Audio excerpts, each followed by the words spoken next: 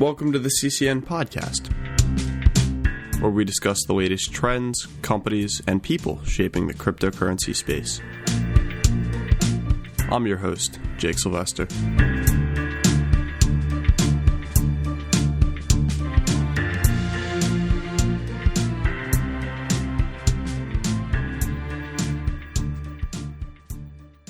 Hey, how's it going, everybody? Welcome to the 12th episode of the CCN podcast. I'm your host, Jake Sylvester. So, we have a few different things to go over this week. Some nice price increases that we've been happy to see. Some of the challenges that various mining pools have been facing and the debates around that. And a very interesting venture capital raise that happened this week. So first of all, the price increases. Everything is up 7% this week. That's Bitcoin, Ethereum, and CoinMarketCap. This is a pretty big deal considering the fact that we pretty much had price drops for the last few weeks.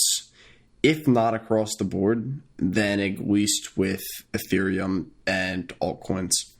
Now, this didn't come without some challenges. We had some high interweek volatility, but the bulls have come out with Tom Lee from Punchstrat still saying he's bullish on 20,000 at the end of the year, and lots of technical traders saying that we're really prepping for a breakout. On the other hand, though, we have seen some analysts calling for prices as low as $5,000 and $3,000 before we bottom out and come back up. Next up, we've had a lot of infighting this week across mining pools. So the first one, and probably the biggest, is at Bitcoin Cash. So Encash, the coalition led by Craig Wright, who's previously claimed to be Satoshi, is introducing new OPSIG codes and upping the block size in something the community has reacted to by saying, is there any reason we really need to do that? And with pretty much overwhelming non-support. So a lot of people in the community, though, have recognized the amount of pull Craig Wright has because of his stake in both Bitcoin and Bitcoin Cash and tried to compromise as to avoid a split, but it doesn't seem like that compromise is going to happen. Most of the miners don't support him, and on top of that, Vitalik this week called for him to be publicly ostracized. The community at large has made fun of Craig Wright in the past, mostly around his claims to be Satoshi, but also some of his public statements, which have turned out to be blatantly wrong concerning the way cryptocurrencies work. Another big deal in mining this week was that BTC.com, the largest Bitcoin mining pool operator accounting for 21% of new Bitcoins minted in 2017, is launching an Ethereum mining operation. This is a serious entrance of competition in the market that's already saturated, and it'll be interesting to see how they do in comparison with other mining pools and what incentive they can give to miners to switch from pools they may have been with for years now. Another mining issue we've had this week is the EOS RAM exploit. This has been a big problem for a lot of users, and it's actually stalled some smart contracts. It's been called a spam attack rather than a bug, but basically the way it works is when a smart contract's executing, there's a way for it to notify other smart contracts. When this is done too much, it takes up too much RAM, and it really just slows down the user's computer and the entire network. These contracts aren't called, they're just notified. So it's really just a waste, and you're basically sending a message to an empty listener. The team is still looking to find a resolution, and for now it seems like the issue is going to continue to plague the network. Next up this week, we had a very interesting phenomenon with Dfinity raising $102 million to create an AWS competitor. Dfinity is working on what they call an internet computer that's basically supposed to be a decentralized EC2. And the reason they say they're trying to create this is because in the past, Amazon has censored companies. And overall, in a decentralized manner, it's possible cloud computing could actually get even cheaper. The round was led by A16Z Crypto and Polychain Capital, which are two pretty big names in this space. And it marks a pretty big milestone for the firm that was founded in 2015 and has some big names as far as talent goes. It'll be interesting to see how they do as far as onboarding enterprise customers, but it seems like they're doing pretty well so far when it comes to fundraising and just putting a phenomenal team together. So finally this week, we can talk about the Ethereum issuance debate. So basically, there's a difficulty bomb that has slowly been going off. And the reason for the difficulty bomb in the Ethereum ecosystem is to force them to make upgrades every certain interval. The next interval is called Constantinople, and one of the things that they're trying to solve for is the Ethereum issuance debate. Namely, a lot of people think that too much Ethereum is being issued and that this is causing inflation at a level that might be harmful to the network. Several proposals have been brought up here to solve this issue. One of them is EIP 1295. We actually have the original proposer on. His name's Brian Ventura. It's a pretty good interview, and I hope you guys enjoy it.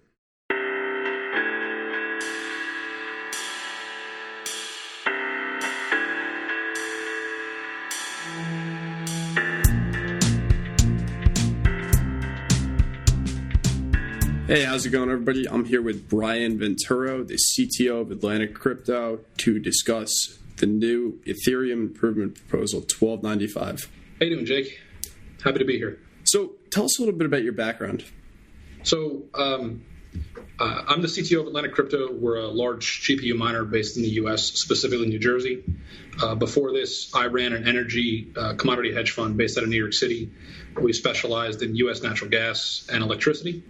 Before that, I worked at a firm called NatSource, where we invested in emission reduction projects throughout the developing world. So we would go install emission reduction projects in China and different areas of Korea. And, it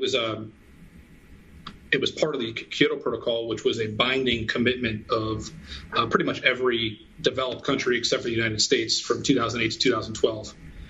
That's really where I started my career, and it's also who my current partners in this business are. It's my former bosses at those companies. So this Atlantic Crypto was really kind of a hobby turned enterprise for us. It was the way that we became involved in the Ethereum community, and it kind of spiraled out of control and picked up pace pretty quick. So it's been fun for us. We've kind of all transitioned our careers away from traditional finance to be involved in this space.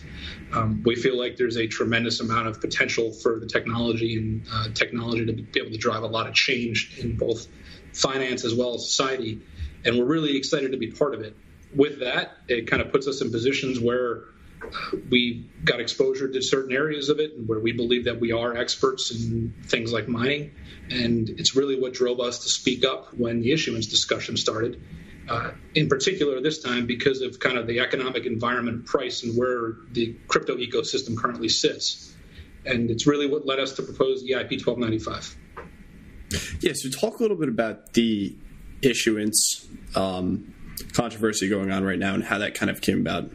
Sure. So once a year they have a major hard fork, right? And the hard forks are kind of pre-scheduled in. They have what's called the difficulty bomb, and the difficulty bomb is there to force them to act on an annual basis, right? If they don't act, it will slowly expand block times and reduce throughput of the network, and it'll eventually come what's called a block ice age, where it'll take 30 seconds to 60 seconds to 6 minutes to find a block, and it'll basically shut the network down, right? So they've got a partially planned technology obsolescence built into the code, so they're forced to act.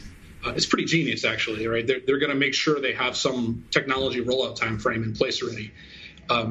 Every time that it seems that over the past couple hard forks, the idea of issuance has come up in every one of them. And in the Byzantium fork last year in October, they reduced issuance from 5 Ethereum to 3 Ethereum. right? And it was a very different economic situation at the time for both the network as well as for miners. There was no miner underwater in terms of economics or even close to being underwater. The payback periods on mining hardware were extremely short. And I think the network was in kind of a position of power where no matter what they did, they weren't going to impact network security. The idea of issuance here, to cover real quick, is every time a block is found, the miner who finds the block and processes transactions and propagates the block to the network is rewarded with coin issuance. Right? So pre-Byzantium, the reward was 5 Ethereum, post is 3 Ethereum, and discussion today is to reduce that issuance again. The problem that we have with the current discussion is that the economic conditions of the network have changed dramatically. As we went from $17 in March last year to $1,400 in January this year, there was a massive overbuild of network hardware. And when I say overbuild, I mean they were responding to prices at $1,400. Since then, price has gone from $1,400 down to $295, and the same amount of Ethereum is being issued. The network is probably hyper oversecured at this point in time, right? And nobody here knows if that is a good thing or a bad thing, or if it's too secure or not secure enough.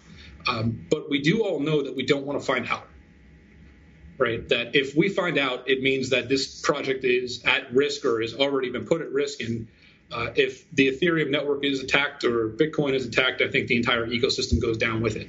So when we look at issuance and issuance today in particular, we look at it through a pretty conservative lens, which is we don't know what happens if the network loses a lot of hash rate because issuance is reduced, right? But we don't want to find out. And the probability of a network getting attacked if you go from 3 to 2 Ethereum may only be 10% or 15%. But if you're running a $30 billion ecosystem, that's too high, right? You're going to stunt the growth of what could be a transformative technology. So when we kind of saw the call for an issuance reduction in the network, we said, well, let's look at all the different levers and kind of what's available here to us, and let's see what makes sense to actually change. And that's what led us to introduce EIP 1295, right? So we said, everything's on the table. What can we change? How is it going to impact the network? Is it good? Is it bad? Is it better than reducing from 3 to 2? Is it better than leaving something unchanged at 3? And 1295 and adjusting the uncle rewards seem to be better than leaving rewards at 3 for us, and considerably better on a network kind of continuity and security continuity standpoint than reducing rewards from 3 to 2. The issue is that at this point in time, the network has never made an issuance reduction where we are fairly certain it's going to have a large impact on hash rate. Right, and going from 3 Ethereum to 2 Ethereum, or in a bad scenario where it goes from 3 to 1, we're pretty certain that there's going to be a huge amount of hash rate that comes offline. And what happens to that hash rate, we don't know. So when we looked at 1295, we said, okay, how do we reduce some of the issuance burden and also maintain kind of top-line incentives for the mining community, right? And we said, okay, well, if we cut the uncle rewards, what does that do? And as we've gone through this, we've talked to some folks about the uncles, and to give an explanation of what an uncle is effectively an orphan block that's not included in the main chain that is driven by latency, right? So if there are 3 people in a room and they've got 2 balls and they're passing them back and forth to each other, and somebody passes you a ball right before the next guy, right? That first ball is considered the valid ball. It's the valid block. And if the guy next to you just happened to be an inch further away and he passes the ball an instantaneous period of time later, that's going to be an orphan block, right? And the way that the Ethereum network deals with orphan blocks is they said, well, we want to incentivize decentralization where it doesn't matter how far away from you guys are going to be. If you both do valid work and you both propagate the block, we think there's value there. And they instituted an uncle reward structure saying if you find an orphan block because of latency, we're still going to reward you with some decreased amount of issuance. It's a great way to incentivize transaction inclusion in blocks, right? In Bitcoin, they have the empty block problem. And in Ethereum, we have it to a much more limited extent where miners will not include transactions because it takes them longer to propagate those blocks, right? It takes longer to propagate a block with 100 transactions than it does a block with 5 transactions. So the uncle reward structure was there to say, hey, listen, even if that's a heavy block and you don't get it propagated as fast, you're still going to be rewarded with something. Now, as we've gone through this, we believe that the uncle reward structure has basically just been one big subsidy by the Ethereum network through issuance for transaction inclusion. Right? So the investors in Ethereum and that aren't actively making transactions are subsidizing the transaction inclusion for somebody in CryptoKitties and some application that is utilizing the network today, right? And we said, well, if we reduce that reward, what happens, right? And what we think is going to happen is the network will solve for the appropriate price to pay for a transaction. And I think that under all but the most congested circumstances, the network's probably going to pay less than it pays today through the uncle inclusion rewards and the uncle rewards. And in the most congested periods of time, where that would be that 2, 3, 4% of the time, the network may overpay a little bit, right? So I think that on an aggregate basis, it's going to save in transaction fees and issuance just because you're no longer paying a set rate to incentivize decentralization, right? Another thing I think it does is there are a lot of mining pools out there that have what I'm going to call subpar infrastructure, right? So they don't propagate blocks as fast as they could. Their settings aren't optimized. And what 1295 does is it's going to provide an immediate incentive to, hey, get your stuff under control, right? Is you shouldn't be running 30% uncle rates when the rest of the network is running 15. And, you know, we've kind of spoken to some of the developers about this, and there is a little bit of pause on the side of we don't really want to mess with the uncle reward structure because it's going to change the economic dynamics of kind of transaction processing. But, you know, when we pair it up against lobbing a third of the network hash rate off the security side, we actually think this is a pretty low risk, right? So we've been asked a lot about the EIPs that we support and what we'll support. We'll support any EIP that prioritizes network security at this point. To us, it's just the risk is extremely large if you go and you cut off 30% of this hash rate or 60% of the hash rate and something does happen, right? And we've never had a large pool of hash rate like that where it's sitting on nice hash that may be up for rent. And the CEO of Spark Pool made a pretty good point that as soon as you put miners in an economic position like that their economic incentives may change. And it's the economic reality of operating the hardware that we just don't understand what's going to happen with it, right? And in a market with so much promise and so much value, do we really want to go down that path of unknowns? That's really where we stand. Yeah. So also, can you go over your proposal also mentions nephew rewards? Can you talk a little bit about what those are and why you're removing them? Sure. So nephew rewards are a child of an uncle, right? So it's just a block that's on an uncle chain. That's the same kind of thing that if you're mining on an uncle, that you should receive some small reward. It is a pretty small reward. I'm not sure that we've ever received an uncle reward in our operation. A nephew reward in our operations. So it seemed pretty de minimis to us. And if we were going to be slashing the uncle reward so aggressively, we felt like that had to go as well.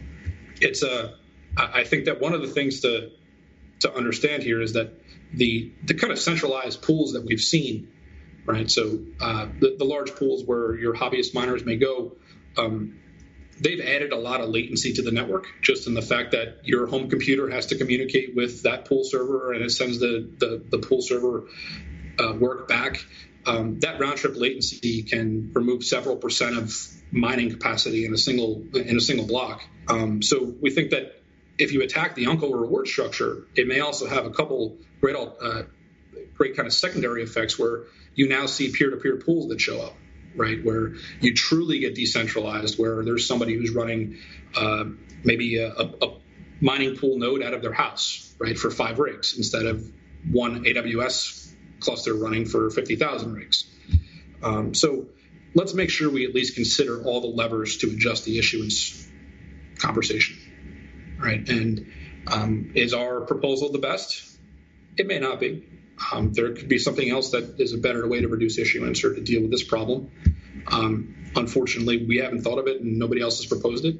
It's a lot of what we do around here is we try to not make the best the enemy of the good, right? And in this instance, I think that network security is the most important thing.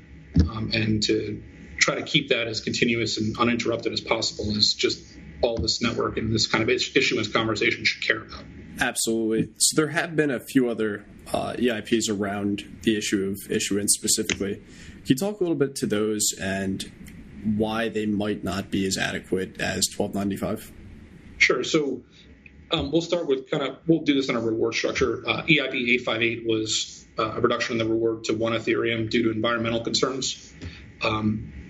I think that cutting 66% of the hash rate out of this network would be a dire mistake.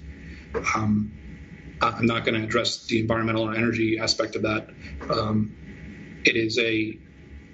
I think that is a drastic response. It would be really hard for the network to understand the implications. EIP 1227, let's do 1234 first. EIP 1234 is a reduction from 3 to 2 Ethereum. The reduction from 3 to 2, I think, is still a very, very large step change. We like to see gradual change, right? So last time we went from 5 Ethereum to 3 Ethereum. It happened during the difficulty bomb phase where rewards were effectively stepped down because block times increased. Now, that allowed the market to respond very slowly to that. It wasn't one large change, and we don't know what would happen in a large change like that, right? So we think that versus 1234, that change is still too large. We're not opposed to changes that go down to 2 Ethereum over time and maybe even discuss it in the next hard fork. But right now, we think that is too much too fast. 1295, like we discussed, is to keep the block reward at 3 Ethereum and to cut the uncle rewards. It'll effectively cut issuance by 11.4% over the next 12 months, which would broadly be in line with what the Casper FFG staking proposal was, which was going to be you had one finality block out of 100. There was proof of stake payments made associated with that, depending upon the deposit level. And the other 99 blocks were going to be mined using the typical proof of work chain, right? So they were going to step those proof of work rewards down over time. And 1295 kind of puts us in line with that proposal. EIP 1227 increases the block reward from 3 to 5 Ethereum and gets rid of the difficulty bomb. I'd love that, but that's not an economic reality. We're not pushing for it. We're not supporting it. And I think I'm not even sure it was discussed in the call. So the EIP that came out today, it was a reduction in the block reward from 3 to 2.7 and corresponding uncle rewards. We think that that is an alternative to EIP 1295 that doesn't touch the uncle reward structure. It does effectively the same thing in terms of issuance. And listen, here's the thing, is that we said this in the call that adjusting issuance here is really, really scary because of the economic situation of the market and where some of this hardware sits in terms of net margins, right? So a lot of this hardware is uneconomic at this point, and we're going to see things drop off with any reduction. I guess the thing that hasn't been talked about is what if Ethereum price goes from 290 to 200 and you reduce issuance, right? What if it goes to $150? If it goes to $150 for 5 days and you reduce issuance from 3 to 2, you may not have 100 gigahash left running or 100 terahash left running on the network. Right? We don't know what the implications are. We've never seen a prolonged price that's below the break even for mining. And to kind of exacerbate that and to force it seems pretty irresponsible. The EIP we discussed earlier that reduces block rewards to 2.7, we're happy to support that. We think that does enough to prioritize network security with what's going on here. And the most important thing is going forward is that we need to we'd like to help develop a monetary policy roadmap over the next 12 to 24 to 36 months, right? At this point, we're not sure when proof of stake may come. It may be within 4 months, it may be within 14 months, it may be within 4 years, right? So we'd like to have an issuance cap on at least the proof of work side as we sunset proof of work and roll into proof of stake. I think that's good for everybody. We just like to have it done on a scheduled basis with reasonable step changes that don't put the entire network at risk. So that's kind of our all-inclusive position there. But like I said, we're happy to support any EIP that we deem to really prioritize network security. Yeah, and back to a comment you made about renewables before, with the EIP that cuts the block rewards from 3 to 1. You actually did an interesting blog post on profit per kilowatt hour based on the different Ethereum improvement proposals that are out there concerning issuance. Yep. So can you talk a little bit about how an Uncle reward might affect, some of the environmental issues in terms of incentivizing or de-incentivizing miners to use cheap electricity? So the issuance piece itself isn't going to do that, right? I mean, we're kind of incentivized to find the cheapest electricity possible, and the cheap electricity is going to be at renewable sources.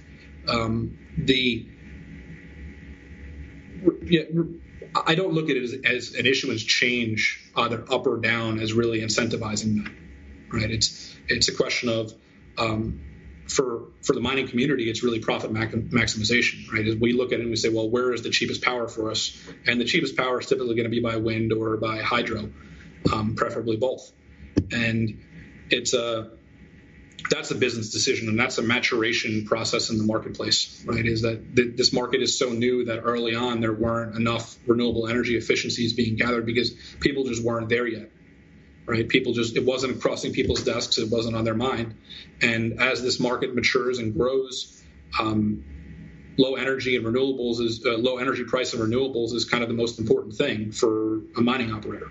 We look at projects all the time where we're seeing net environmental benefits from actually consuming hydrocarbons, and it's something that we're actively focused on, right?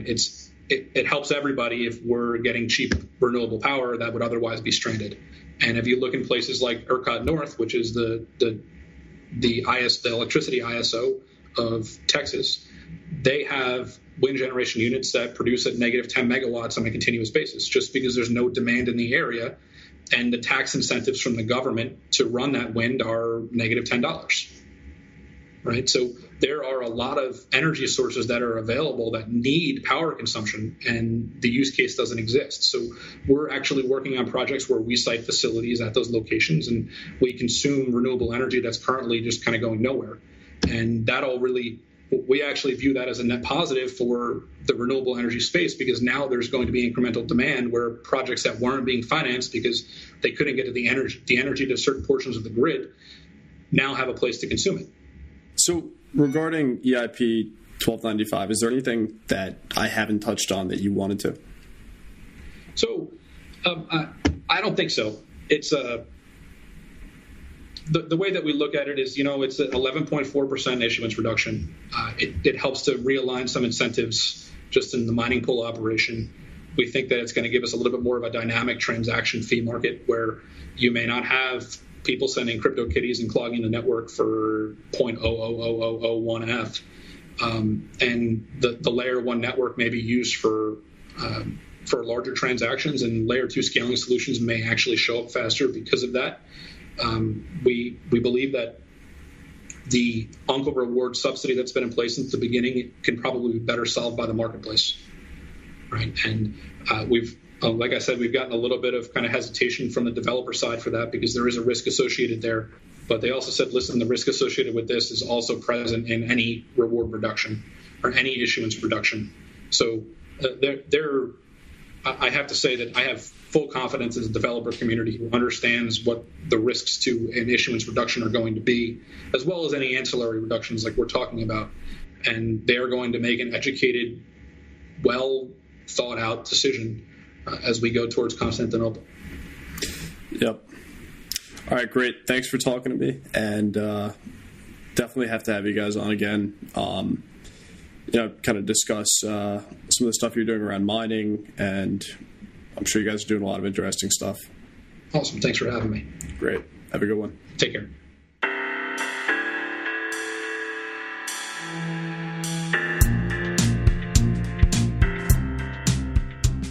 The views and opinions expressed on this show are only those of its hosts and guests, and sometimes of no one at all.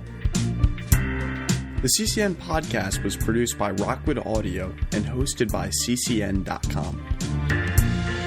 To find out more about CCN and the podcast, check us out at ccn.com.